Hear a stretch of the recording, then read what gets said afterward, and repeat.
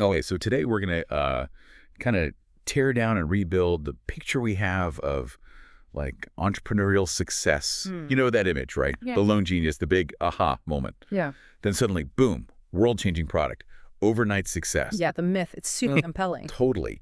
But what if that whole story, focusing on the big picture, actually makes us miss the point?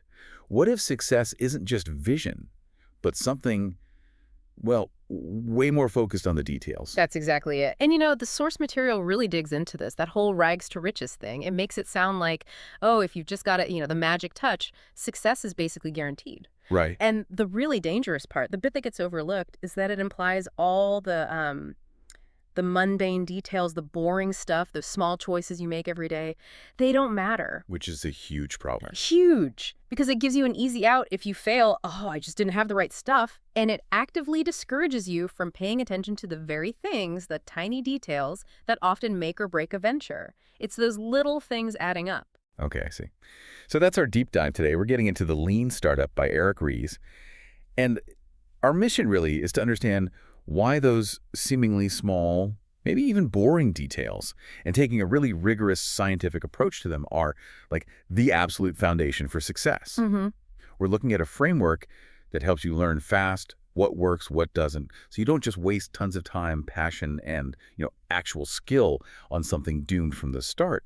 It's seeing innovation as a process, a detailed process. Yeah, exactly. And this isn't just for the classic startup folks in a garage. Not at all. Right. Whether you're dreaming up your own company or maybe you're an entrepreneur trying to innovate inside a big corporation, this is really for you. Okay.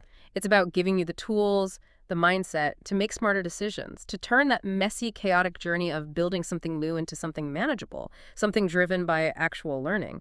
It's about taking that raw material of innovation and turning it into real-world success through a clear process, not just hoping it works out. Gotcha. So it's less about the aha and more about the how, Yeah. especially the detailed how. Precisely. The aha is just the starting gun. The real race is one in the details of execution and learning from your customers, step by painstaking step. Tag 1, the allure of the myth versus the reality of uncertainty. Okay, so let's unpack this first idea, this build it, they will come fallacy. It's so appealing, isn't it? Oh, absolutely. This idea that if your product is just, visionary enough, success is basically baked in. You don't need to sweat the small stuff. The genius of the idea will just carry it. Right. And if it fails, Then you just didn't have the right stuff. It wasn't your execution, wasn't overlooking some crucial customer detail. It's just you weren't visionary enough. exactly. And the source argues that's incredibly dangerous because it's not just a convenient excuse. It actively stops entrepreneurs from focusing on the small individual choices that really matter. Why so? Well, if you truly believe your vision alone is enough, why would you bother with all the endless testing, the tiny tweaks to the interface, the careful wording in your marketing, the constant experiments? You wouldn't, right. You just build the vision. You just build the vision, and you'd be blind to how your product actually fits into someone's life, or doesn't. You dismiss the details as just details, when really they're everything. And this reluctance to get into the weeds, into those details, often connects to why traditional management approaches just fall flat for startups. We're so used to thinking a good plan, solid strategy, tons of market research that equals success. Right. It feels safe, comforting even. Yeah. And for established companies and stable markets, it generally works. But here's a kicker. The reason it tanks for startups, they operate under extreme uncertainty. Okay. What does that mean practically? It means they literally do not yet know who their customer is or what their product should be. Think about it. Traditional management, with its detailed forecasts and rigid plans, assumes you know the destination and the road conditions. But startups don't. They don't even know if they're building a car or a boat yet sometimes.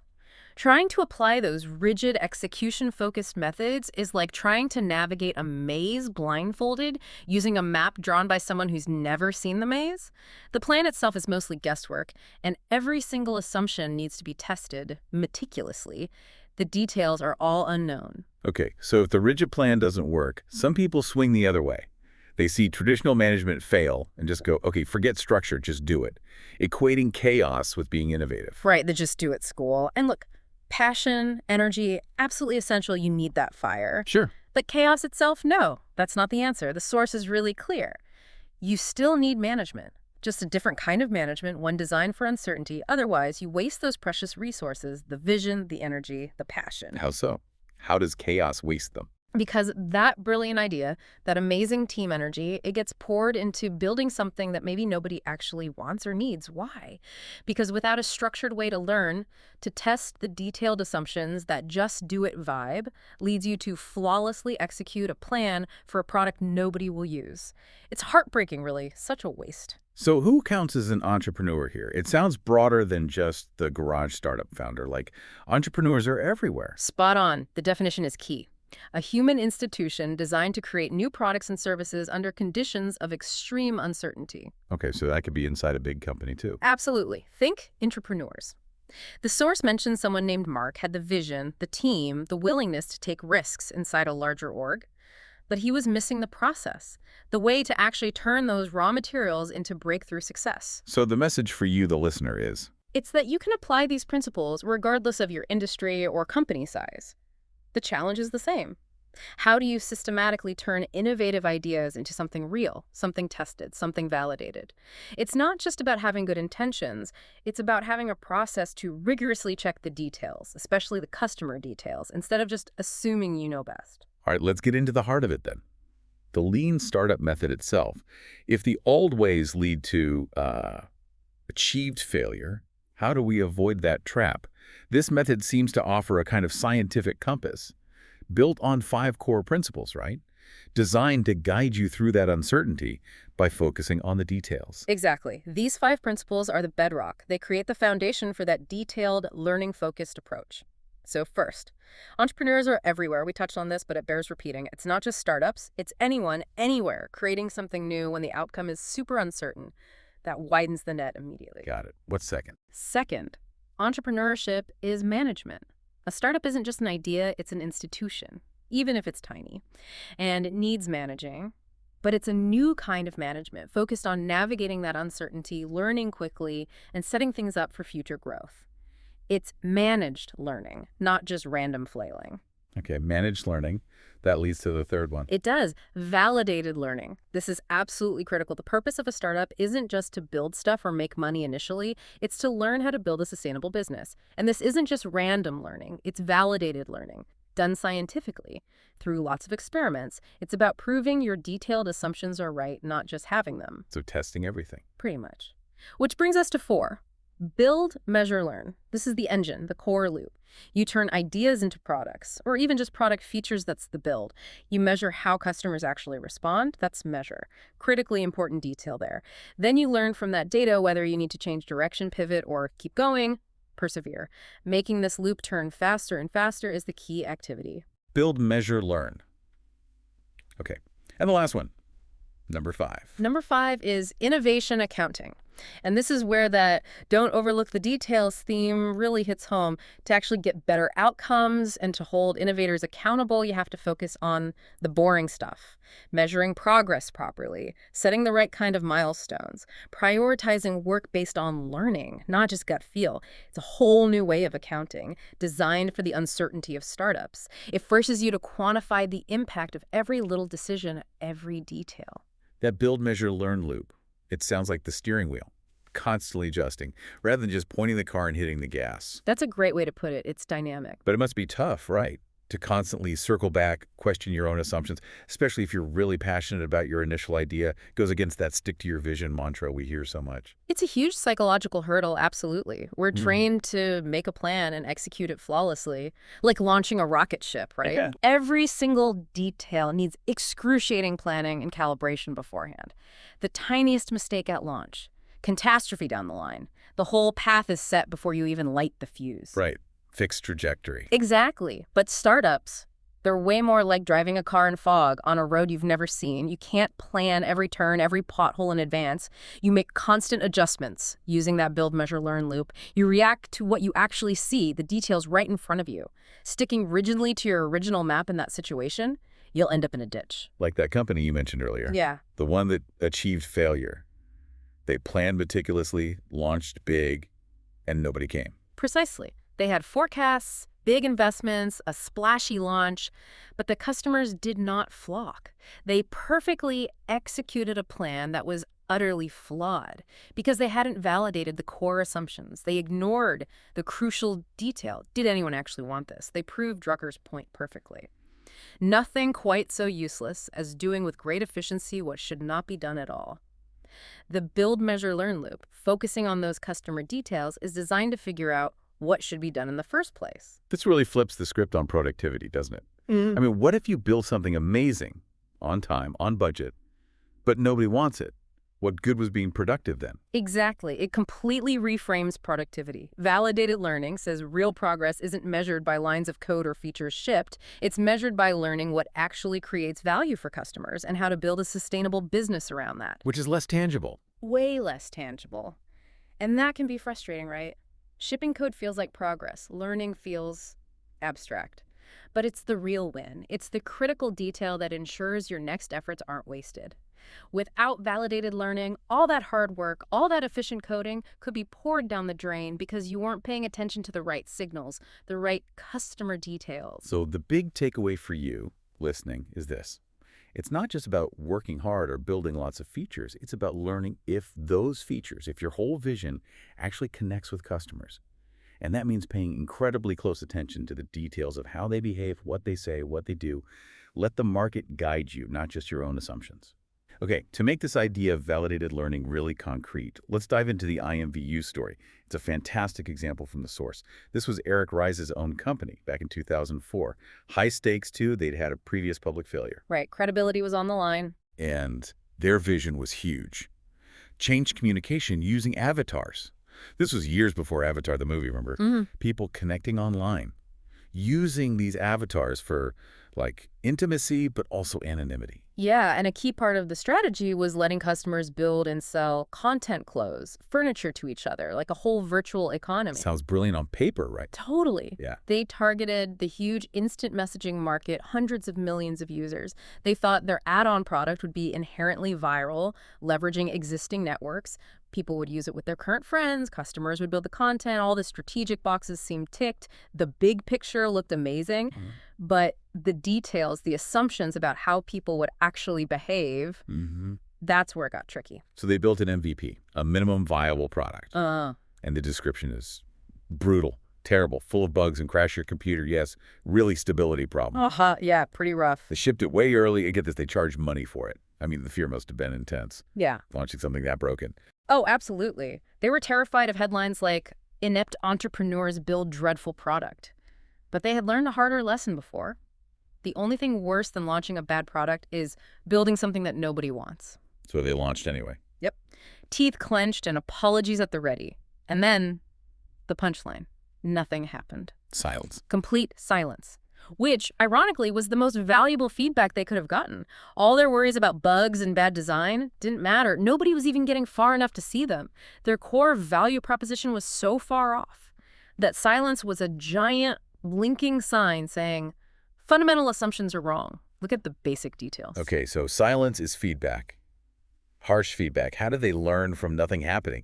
The source says they started bringing actual customers into the office. That sounds like that Genchi Genbutsu idea. Go and see for yourself. Get into the details on the ground. Exactly that. Direct observation. Oh. And it was eye-opening. They saw tech early adopters might play with it, but mainstream folks found it too weird. Then there was this one 17-year-old girl. She's customizing her avatar. Says, oh, this is really fun. Great. But then they ask her to download their instant messaging add-on, and she's just blank. What's that? I've never heard of that. My friends haven't either. The whole product category didn't even exist in her world. Wow, okay. Then they ask her to invite a friend, and she's like, no way. What are they going to think of me? If it sucks, they're going to think I suck, right? Bam. Deal breaker. The assumption about viral adoption through existing friends, completely wrong. She wasn't willing to risk her social capital on this weird unknown thing. A critical detail missed. So much for inherently viral. They totally missed how social dynamics actually work in that context. Yeah. A crucial detail about user behavior. Totally. They assumed people would happily bridge their existing social lives into this new, clunky thing.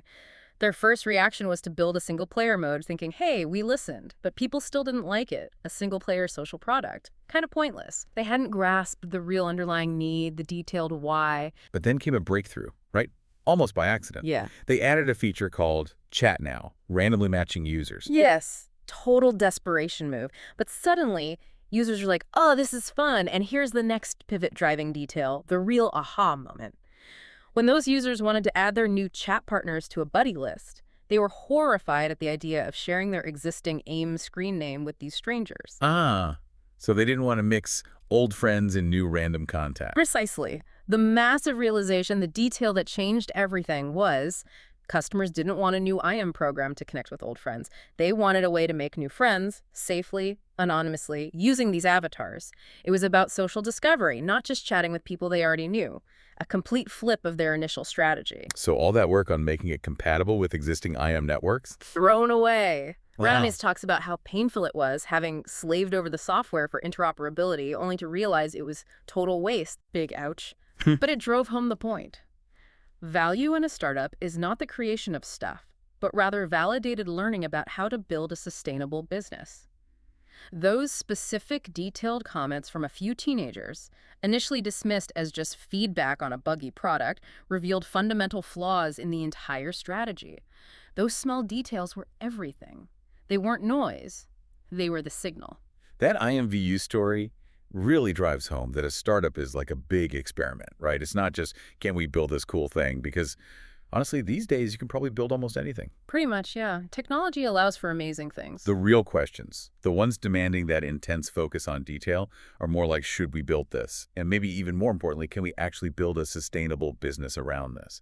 How do you answer those scientifically without just, betting the farm? You use the scientific method, but scaled down. You start with a really clear hypothesis. A specific prediction about what you think will happen when real customers encounter your idea. Then you design the smallest possible experiment, the MVP, to test that prediction, empirically, with real behavior. So you figure out which parts of your grand vision are brilliant and which are just wishful thinking. Exactly. It forces you to dissect your assumptions into testable details. You design experiments to get proof or disproof from actual customer actions, not just opinions or your own gut feeling. Every feature, every button becomes a tiny experiment, a chance to learn a detail. And this is where the MVP, minimum viable product, is so powerful. Thinking big, but starting incredibly small, like Zappos. Yeah. Huge vision, right? Revolutionized buying shoes online. Massive vision for the time, and Nick Swinmurne's MVP was genius because it was so simple and focused on the core detail. He didn't build warehouses or complex logistics. He literally went to local shoe stores, took pictures of their shoes, and put them on a basic website. Seriously, if someone clicked buy, he'd go to the store, buy the shoes at full retail price, and mail them out himself. Wow. That's bare bones. Totally bare bones, but it directly tested the single most critical, detailed assumption. Customers were ready and willing to buy shoes online, sight unseen. He got real data on purchasing behavior, not just survey responses. He interacted directly with his first customers, learned about their concerns, about returns, all those messy operational details. He got qualitative learning alongside quantitative proof. The key detail wasn't the tech. It was validating the fundamental customer willingness and understanding the nuances. That's brilliant. Okay, different challenge. Dropbox. How do you show people the magic of seamless file synchronization when the tech is still kind of clunky and not ready for prime time? Building the whole thing would take forever. Their solution, a video MVP, just a masterclass in showing perceived value without having the finished product. Drew Houston made a video that demonstrated the product working like magic. Ah, the sizzle reel. Kind of, but it was more than that. It was carefully targeted, full of in-jokes and humorous references for the tech early adopter crowd. It wasn't just marketing, it was an experiment. It tested the crucial leap of faith assumption. If we can deliver this amazing experience, will people want it badly? And they tested it before sinking years into perfecting the complex backend. And the result? Blew up. Their beta waiting list jumped from 5,000 people to 75,000, like literally overnight. That video, a seemingly small production detail, successfully communicated the value and the experience in a way a clunky prototype never could. It validated huge market demand before they'd even written production code. Okay, so videos and simple websites work for some things. What about services? Things that rely on human interaction or maybe complex AI. How do you MVP those without massive investment? Great question. That's where you get techniques like concierge MVPs and Wizard of Oz testing. They're basically ways to manually simulate the core value your product offers. Concierge MVP, like a hotel concierge. Kind of. Take food on the table, or Thoughty. They wanted to do personalized meal plans and grocery lists. The CEO personally visited his first customer every single week, He looked at the grocery flyers, picked recipes, built the list, delivered it, and collected a $9.95 check. Wow, that's high touch and totally unscalable. Totally. But it wasn't meant to be the product. It was pure learning. He learned every single granular detail involved in actually delivering that value proposition. They only started automating bits of the process when they got too busy handling customers one-on-one. That deep, detailed understanding from the manual phase was invaluable before they wrote a line of code. Okay, and Wizard of Oz, like pay no attention to the man behind the curtain. Exactly. Aardvark, the virtual personal assistant startup, Max and Damon used Wizard of Oz testing. Customers thought they were interacting with smart AI, asking it questions. But behind the scenes, humans were fielding the requests and finding the answers. So they fake the AI. They faked the AI to answer the critical question first. If we can solve the tough technical problems, will people actually use this thing? It stopped them from potentially wasting years building complex AI nobody wanted. Both methods focus on learning the details of the customer interaction and value prop first, by doing it manually, before investing heavily in automation. This leads to something really interesting, almost uncomfortable. The idea of having the courage to be low quality. Most entrepreneurs are terrified of launching something buggy or incomplete. It feels like brand suicide. It feels totally wrong, counterintuitive. But the source makes this crucial point. If we do not know who the customer is, we do not know what quality is. Quality isn't defined by engineering perfection, it's defined by meeting the customer's need. Okay, give me an example. Back to IMVU. Early on, their avatars couldn't walk, they just stood there. The team wanted to build fancy 3D walking like in The Sims, but it was way too complex for an MVP, so their workaround, instant teleportation, avatars just vanished and reappeared. Sounds kind of janky. They thought so too. They were embarrassed by this lame compromise. But guess what? Customers loved it. They listed it as a top feature. Some even called it more advanced than The Sims. No way. They saw a bug as a feature. That's the dream. It's not broken, it's teleportation. Exactly. But it highlights the lesson. Customers don't care how much effort you put in. They care if it solves their problem or gives them value. That inexpensive compromise, that functional detail, was actually superior in the customer's eyes. So how do you build that courage? To ship something you know is imperfect, maybe even lame, how do you stop it from just becoming an excuse for sloppy work? It's a tightrope walk, for sure. It comes back to that core principle, validated learning. The focus has to be ruthless. Remove any feature, process, or effort that does not contribute directly to the learning you seek. If a detail, however polished, doesn't help you learn something critical about your customer or your business model right now, it's waste. It's a distraction. So low quality is okay if it accelerates learning. Exactly. It's a temporary state focused on answering the most important questions first. Building that courage means fostering a culture where learning, validated learning, is prized above all else. It's trusting that the team is designing smart experiments, not just cutting corners. It lets you focus laser-like on the details that truly matter to the customer and ignore the rest for now. Okay, so we're building, we're learning, we're iterating with MVPs. But how do you actually know if you're making real progress? If the initial plan is likely wrong, traditional accounting with its budgets and forecasts seems unhelpful. Totally unhelpful for tracking learning. That's why we need a new scorecard. And that's innovation accounting. That's innovation accounting. It's a quantitative way, specifically for startups, to measure if all that building and tweaking is actually leading to validated learning. Is the business getting closer to sustainability? It focuses squarely on the stuff people often find boring, the metrics, the milestones, but these details are the only way to get real clarity in the fog of uncertainty. Without it, you're flying blind. And if you don't have that clarity, you can fall into the trap of vanity metrics. You mentioned companies ending up in the land of the living dead, kind of successful, but not really hitting their goals. Vanity metrics are often the culprit. Often, yes, it's an insidious trap. Vanity metrics are those big, impressive-sounding numbers. Total registered users, website hits, maybe even gross revenue early on. They give the team the sensation of forward motion even though the company was making little progress. They look good on a chart. They look great on a chart, but they hide the real story. They obscure cause and effect. They lead to what the source calls success theater. Everyone's busy, looks like progress, but the core business isn't actually improving.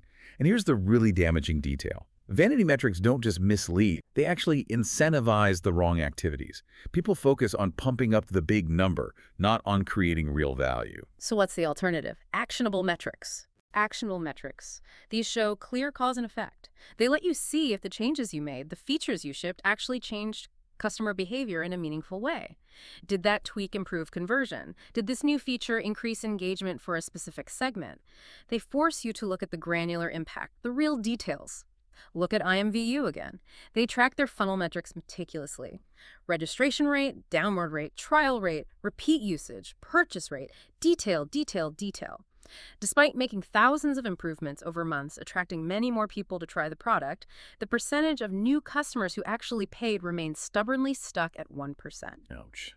That's a painful detail. Incredibly painful, but incredibly important. It told them unequivocally that all their activity wasn't translating into sustainable business progress. Similarly, Grokkit, the study platform, initially focused on total customer growth, classic vanity metric.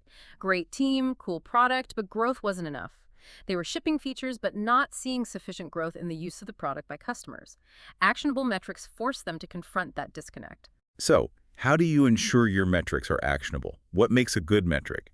Beyond just avoiding vanity, what are the key details to look for? The source highlights 3 key qualities. Think of them as the 3 A's of good metrics. They need to be actionable, accessible, and auditable. Okay, break those down. Actionable. Actionable means the metric clearly shows the cause and effect, guiding future actions. Grokkit split testing, for instance. They tested adding social features versus adding an intensive solo study mode. The data clearly showed social features didn't move the needle on key behaviors, but the solo mode did. That's actionable. It tells you where to invest effort. It connects a specific action feature to a specific detailed outcome behavior. Makes sense. Accessible. Accessible means the metrics are easy for everyone to understand and get access to, not locked away in some analyst's spreadsheet. Grokkit emailed daily reports to every single employee. At IMVU, the key reports were built right into the product dashboard, available to everyone. They became the de facto standard for settling product arguments. If everyone understands the numbers, the details, they can align around them. Abstract numbers are hard, concrete numbers about customer actions are understandable. And auditable. Auditable means the data is credible and trustworthy. You need to be able to show where the numbers came from and verify their accuracy. This builds confidence and prevents people from just dismissing data they don't like. Oh, the tracking must be broken. It ensures everyone is arguing about the interpretation of the details, not the validity of the details themselves. Transparency is key. This focus on data and learning reminds me of Grokkit changing their whole process using Kanban. How did that specifically force them to focus on validated learning on those details? Right. Grokkit adopted Kanban, that visual workflow management system from Toyota. Think of it like a super detailed, transparent to-do list that focuses on flow. But the crucial change Grokkit made was redefining done.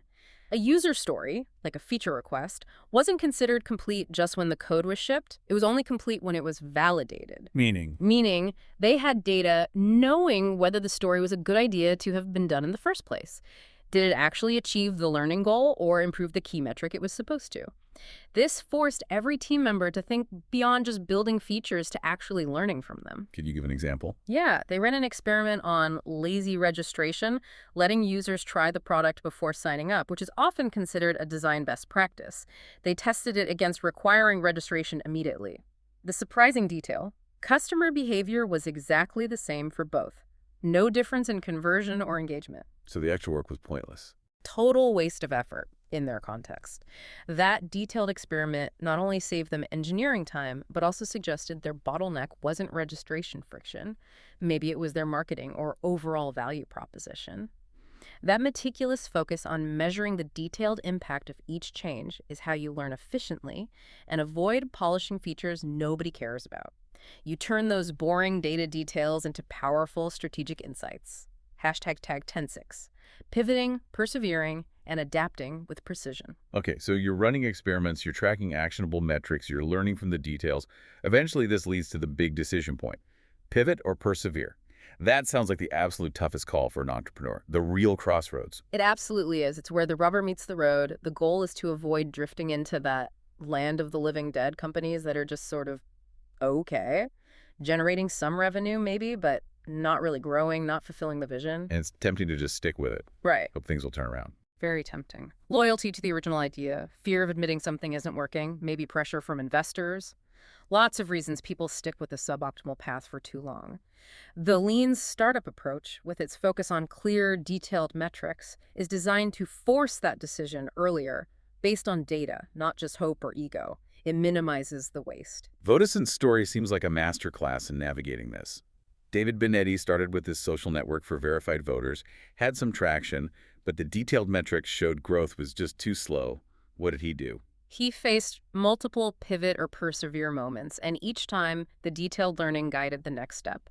Initially, activation was okay, but retention and referrals were weak. The key detail from customer feedback was, it's cool, but there's no one here. The network effect problem. Exactly. So first, pivot, a zoom-in pivot. He took one feature, the ability for voters to contact officials, and made that the entire product. Called it, at 2Gov, a social lobbying platform. Did that work? Metrics improved a lot, but another detail emerged. Activists, the main users, weren't willing to pay enough to sustain the business. So, next pivot, a customer segment pivot. Shifted focus from individual consumers, B2C, to selling to large organizations, B2B. Okay, chasing the money. Basically. But even that had scaling challenges. So, final pivot, described here, a platform pivot. He built a self-serve platform inspired by Google AdWords where anyone could sign up and run campaigns with a credit card. It was this relentless iteration driven by specific, detailed learnings at each stage. That's quite a journey. It sounds like the learning itself accelerated the process, not just reusing code. Absolutely. The source emphasizes that.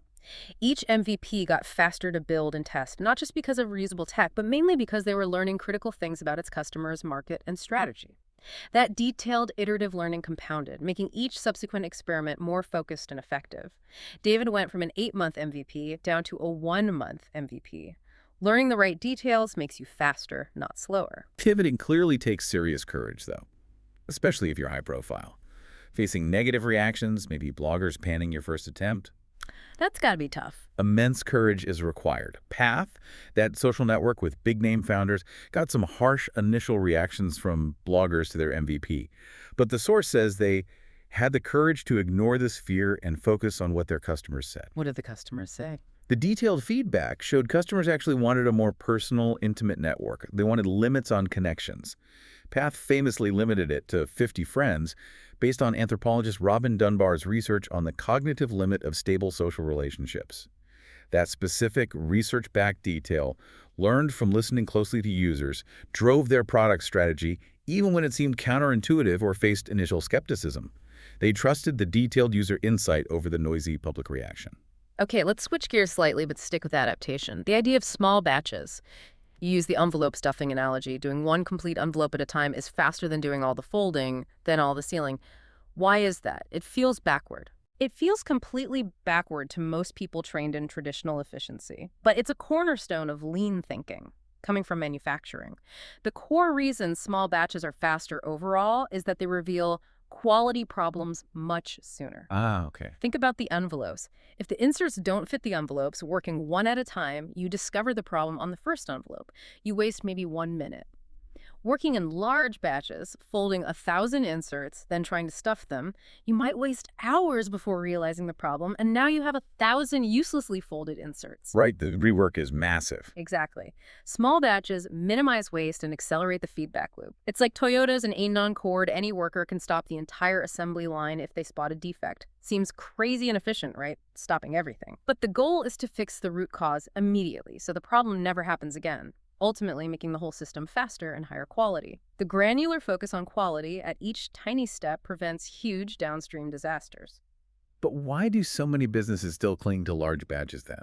It seems obviously better your way. Old habits die hard. Deeply ingrained belief in economies of scale for individual tasks. Fear of slowing down by not batching. Sometimes it's just siloed thinking. The folding department measures their efficiency by folds per hour, not by overall envelope completion time. They optimize their local detail without seeing the global impact. It's missing the forest for the trees, or maybe the completed envelope for the pile of folded paper. But we see small batches work everywhere now. IMVU doing continuous deployment, releasing code dozens of times a day. Wealthfront, a financial services company under strict SEC regulation, doing the same. Dozens of releases daily. It proves it's possible even in high-stakes fields. Even physical products. Yeah.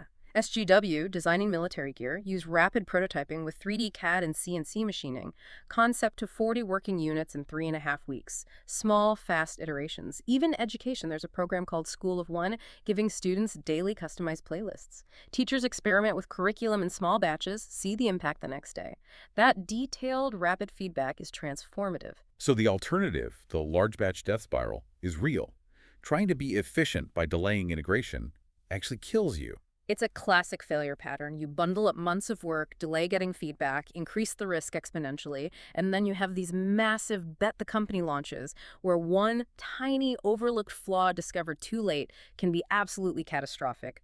Small batches with their constant detailed feedback de-risk the whole process. You learn and adapt continuously. Okay, so when problems do arise, even with small batches, how do you diagnose them effectively? You mentioned the 5 whys. Sounds simple, but powerful for digging into details. Incredibly powerful. It forces you to go beyond the surface symptom and find the true root cause, which is often a process or human issue, not just technical.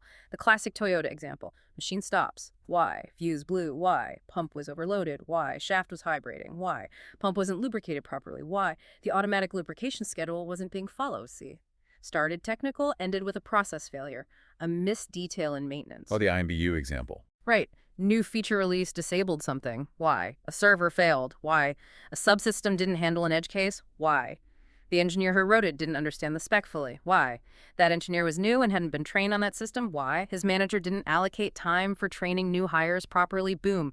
What looked like a technical bug was actually a management process detail failure. And the key is not to overreact. Exactly. Make a proportional investment.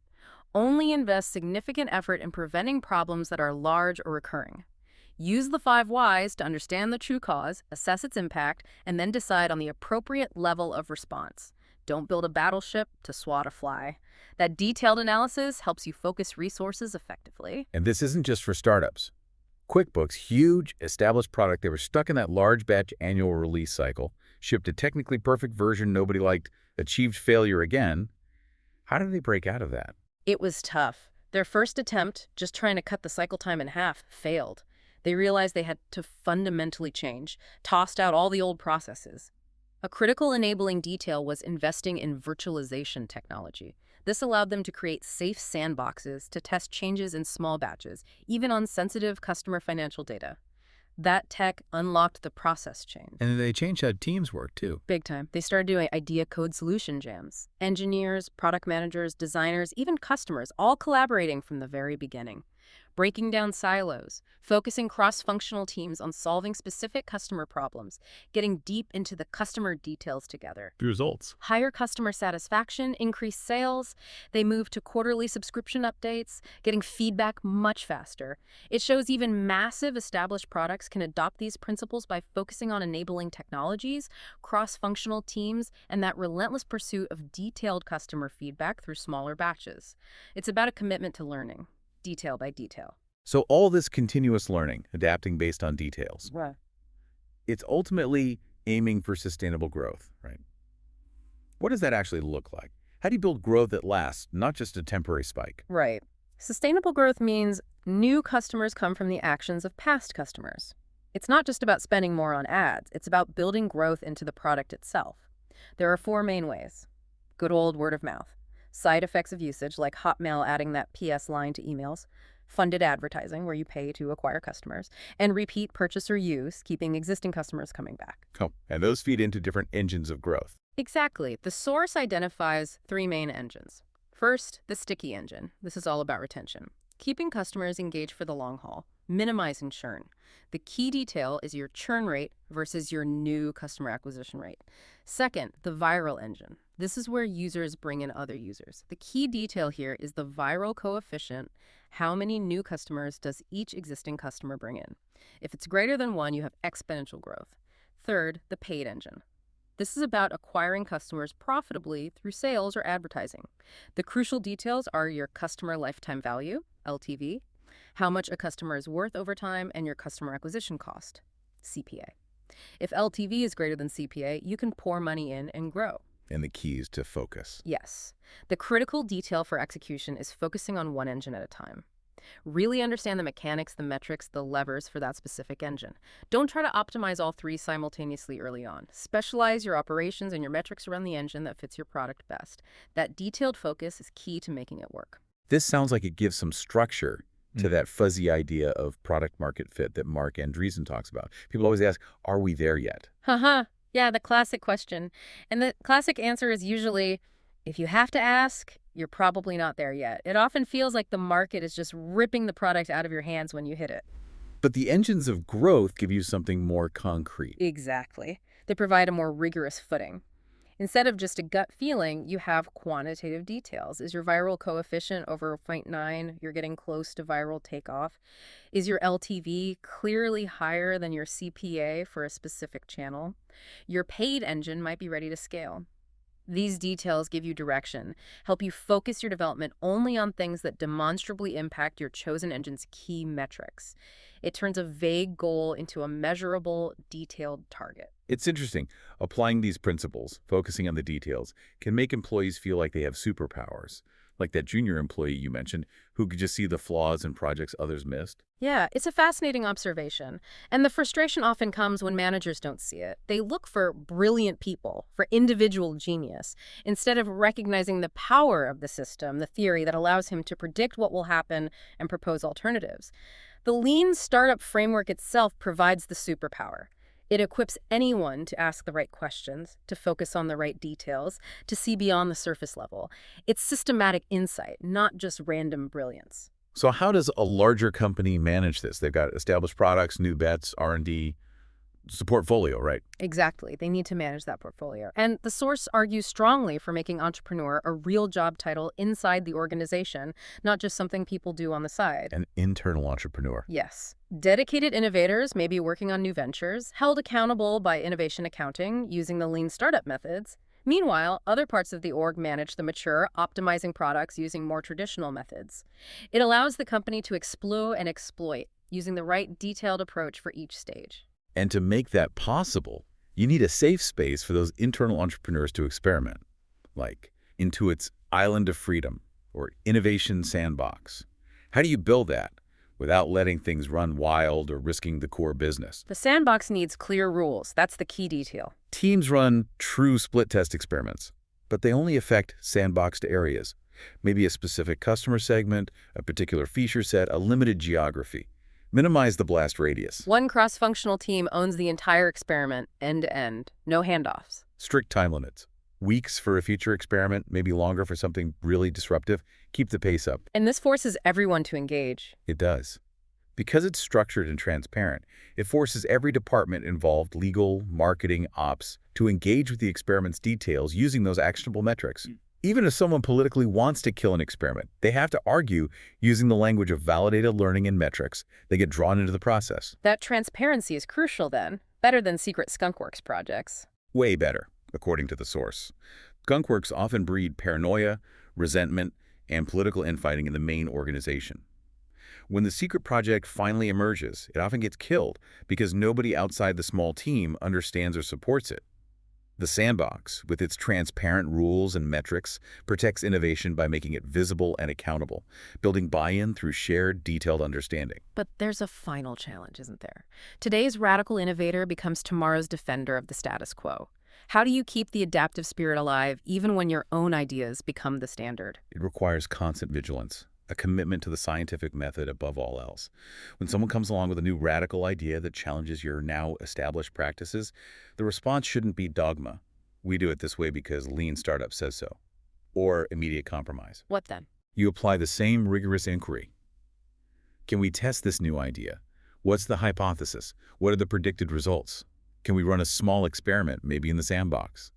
Use the same detailed, evidence-based approach that got you here in the first place. Subject every idea, even your own sacred cows, to the build, measure, learn loop. So it comes back to that paradox. Speed and quality aren't enemies. They're allies. Speed and quality are allies in the pursuit of breakthrough business results. But speed isn't just about coding faster. It's about how fast we can get through the entire loop, build, measure, learn. And honestly, switching to this way of working often feels worse before it feels better. Why is Because the problems of the old large batch way were often hidden. Intangible massive delays, wasted effort discovered late. The problems of the new system, running experiments, analyzing data, having debates based on metrics are very tangible, very visible. It requires active management of expectations, continuous small investments in fixing root causes using things like the 5 whys. It's a system designed to constantly surface and learn from every single detail, ensuring every effort contributes to validated value and sustainable innovation. Hashtag outro. Wow. Okay, so let's bring this all together. What's the big takeaway for you listening right now? Whether you're an entrepreneur, an innovator, just someone trying to build something new. What does all this mean? Hmm. I think this deep dive into the lean startup really hammers home that success isn't about these grand sweeping gestures or just getting lucky. It's really about a disciplined, scientific, and frankly obsessively detailed approach to learning. Yeah, that's a good way to put it. Every customer conversation, every click on your website, every conversion metric, every little snag in your process. These aren't just minor things. They're the critical data points. They're the details that tell you whether to pivot or persevere. They're how you figure out what people actually want and build something that truly matters. It's about appreciating the profound impact of those small things adding up. And it connects right back to that Peter Drucker quote, doesn't it? There is surely nothing quite so useless as doing with great efficiency what should not be done at all. Exactly. The whole lean startup movement really is fundamentally about preventing that massive, colossal waste of our civilization's most precious resource, the time, passion, and skill of its people. And how does it do that? By rigorously testing what should be built in the first place, by meticulously examining every assumption, by demanding insight from every single detail of customer behavior. It asks for science, for humility, for recognizing our brilliant ideas or just guesses until the market's detailed feedback proves them right. So as you move forward from this, maybe working on your own venture or project, here's something to chew on. We live in a world where technically we can build almost anything we dream up. The really hard question for you, the builder, the innovator, is no longer can it be built? It's should it be built? And maybe even more critically, how will you rigorously, scientifically, and meticulously discover the answer? Because the future, our collective prosperity, really does depend on the quality of our imaginations and the details of how we test them. Well said. Thanks for joining us on the Deep Dive.